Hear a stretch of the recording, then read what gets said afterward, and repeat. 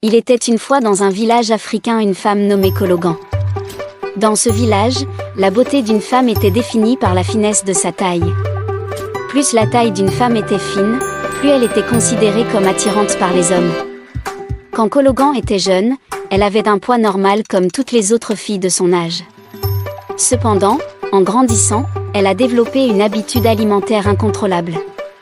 Il n'y avait aucune portion de nourriture que Kologan ne pouvait pas terminer, elle vidait son assiette en un rien de temps, quelle que soit la quantité de nourriture qui lui était servie.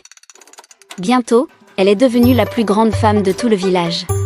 Alors que Kologan continuait à prendre du poids, tous les hommes du village ont cessé de l'admirer ou même de lui proposer des rendez-vous. Une à une, toutes ses amies se sont mariées, ne laissant que la grande Kologan vivre encore chez son père, vieillissant chaque jour un peu plus. Son père, Amee, s'inquiétait beaucoup du fait que sa fille ne trouverait jamais de mari. Les sœurs cadettes de Kologan s'étaient toutes mariées et vivaient heureuses avec leur mari. Seul Kologan restait célibataire et sans mari, ce qui pesait lourdement sur l'esprit d'Amee. En tant que père attentionné, Amee prit sur lui de trouver un mari convenable pour sa fille, Kologan, avant qu'il ne soit trop tard.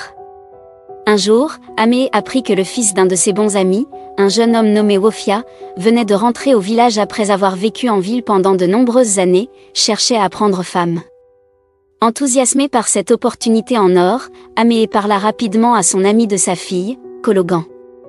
Un rendez-vous fut organisé pour que Wofia vienne rencontrer Kologan dans l'intention de l'épouser éventuellement. Lorsque Kologan entendit parler de la visite de son potentiel époux, elle fut ravie. C'était enfin sa chance de se marier comme toutes ses amies et sœurs. La nuit précédant la visite de Wofia, Kologan passa des heures à se préparer avec excitation en vue de rencontrer son futur mari le lendemain. Wofia arriva au complexe familial de Kologan, mais dès qu'il posa les yeux sur la très grosse Kologan, son visage exprima sa déception. Ce n'était clairement pas la belle femme qu'il avait imaginé épouser. « Je ne peux pas épouser cette montagne de femmes, dit grossièrement Wofia, fixant le grand corps de Kologan avec dégoût. Sans un autre mot, il se retourna et quitta le domaine. Le cœur de Kologan était brisé. Toute la joie et l'excitation qu'elle avait ressentie quelques instants auparavant disparurent instantanément. Elle retourna dans sa chambre, ferma la porte à clé et pleura incontrôlablement pendant des jours. « Je resterai célibataire et seule. Aucun homme ne voudra jamais m'épouser, pleurait-elle encore et encore. Après avoir passé des jours enfermée dans sa chambre à pleurer, Kologan en eut enfin assez de se cacher et de se sentir déprimée. Il devait y avoir une solution à son problème, pensa-t-elle. Elle savait exactement à qui s'adresser. Elle rendrait visite à la grande déesse du fleuve. Kologan quitta la maison et traversa le village jusqu'à atteindre le bord de la rivière. Prendre une profonde inspiration, elle cria d'une voix forte, « Grande déesse du fleuve, s'il te plaît, entends mon appel et réconforte-moi. J'ai cruellement besoin de ton aide. » Comme par magie, la surface de la rivière se mit à bouillonner, et une femme incroyablement belle à la peau bleue brillante émergea des eaux bouillonnantes. C'était la déesse du fleuve elle-même. « Que puis-je faire pour toi, jeune femme ?» demanda la déesse du fleuve. « S'il te plaît, grande déesse, rends-moi mince et belle comme les autres femmes de mon âge, supplia Kologan, les larmes remplissant à nouveau ses yeux. Tous les hommes du village m'ont rejeté à cause de ma corpulence. Toutes mes amies sont mariées, et me voilà toujours célibataire et seule. S'il te plaît, aide-moi à devenir mince pour que je puisse trouver un mari. Je t'en prie. » La déesse du fleuve regarda Kologan avec pitié et compréhension. « Ma chère, tu es belle telle que tu es. Tu dois apprendre à t'aimer malgré ce que pensent les autres. Mais je vais t'aider. D'ici au prochain jour de marché, tu trouveras un homme qui t'aimera, te chérira et t'épousera. Je te le promets. » Kologan réfléchit à ce que la déesse du fleuve avait dit. La promesse de trouver enfin un mari était excitante, mais ce n'était pas suffisant pour Kologan. Son visage se durcit de haine et de colère. « D'abord, commença-t-elle, je veux que tous les hommes de ce village qui m'ont rejeté et humilié pendant toutes ces années souffrent. Je veux qu'ils paient pour toute la douleur qu'ils m'ont causée avec leurs paroles cruelles et leurs regards dégoûtés. » La déesse du fleuve resta silencieuse un instant. « C'est fait. Ton souhait est exaucé. » Le lendemain matin, une grande confusion éclata dans le village. Tous les hommes se réveillèrent et constatèrent que leur virilité avait complètement disparu du jour au lendemain. Paniqués, ils se précipitèrent pour consulter le voyant du village, un homme possédant de grands pouvoirs mystiques et une connaissance du monde des esprits. Après avoir consulté son oracle, le voyant révéla la vérité choquante à leur sujet. C'est Cologan, la grosse femme, qui leur avait enlevé toute leur virilité pour se venger de l'humiliation et du rejet qu'elle avait subi de leur part pendant tant d'années. La seule façon de retrouver leur virilité était de coucher avec Cologan. En attendant, ils resteraient tous impuissants. Un gémissement collectif parcourut la foule d'hommes alors qu'ils réalisaient leur sort.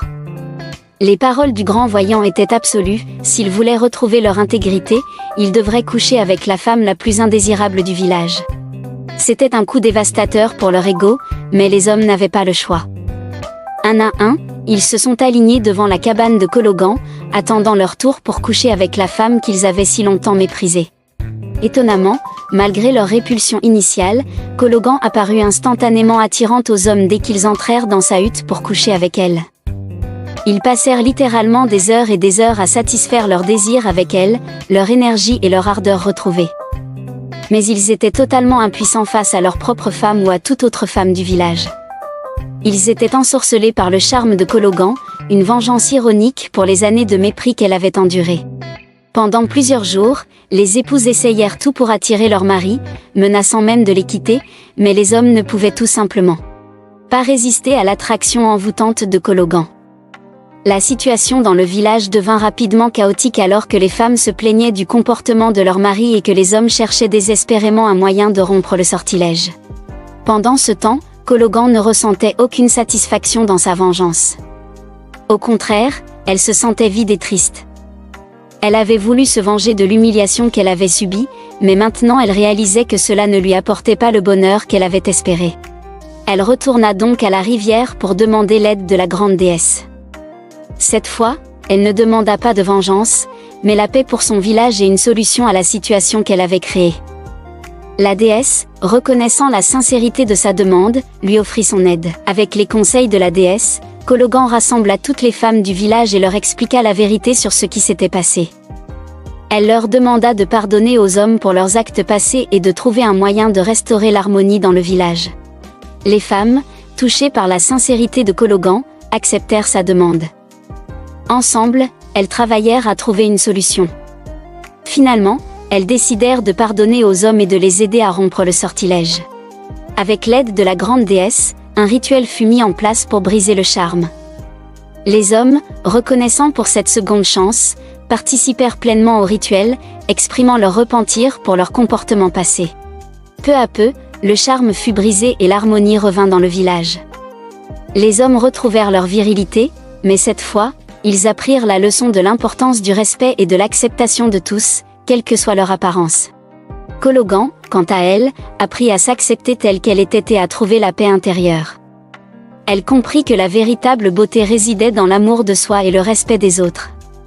Et bien qu'elle ne se soit jamais mariée, elle trouva le bonheur dans la communauté et dans le fait d'aider les autres à trouver le leur.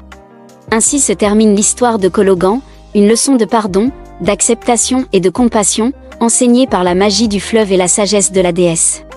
À la grande surprise de tous, après que l'harmonie fut restaurée dans le village, un événement inattendu se produisit. Un nouvel arrivant fit son apparition dans le village, un voyageur solitaire du nom de Kofi. Kofi était un homme humble et bienveillant, avec un cœur aussi grand que la savane africaine. Il avait entendu parler des récents événements dans le village et avait été profondément touché par l'histoire de Cologan et par sa volonté de changer les choses. Dès son arrivée, Kofi chercha Cologan et lui offrit son amitié et son soutien. Il admirait sa force et sa détermination à faire ce qui était juste pour son village, malgré les difficultés qu'elle avait rencontrées. Au fil du temps, leur amitié se transforma en amour. Kofi voyait au-delà de l'apparence extérieure de Cologan et était attiré par sa beauté intérieure, sa gentillesse et sa sagesse. Il lui offrit son cœur et sa main dans le mariage, et Cologan accepta avec gratitude. Leur mariage fut célébré avec joie et allégresse dans tout le village. C'était un symbole d'espoir et de renouveau, montrant que l'amour véritable va au-delà des apparences et qu'il peut surmonter toutes les épreuves. Cologan et Kofi vécurent heureux pour toujours, apportant la paix et le bonheur à leur village et inspirant les autres par leur exemple d'amour et de compassion. Et ainsi, L'histoire de Cologan se termina par un mariage basé sur l'amour, le respect et l'acceptation mutuelle, prouvant que le véritable bonheur réside dans les liens du cœur.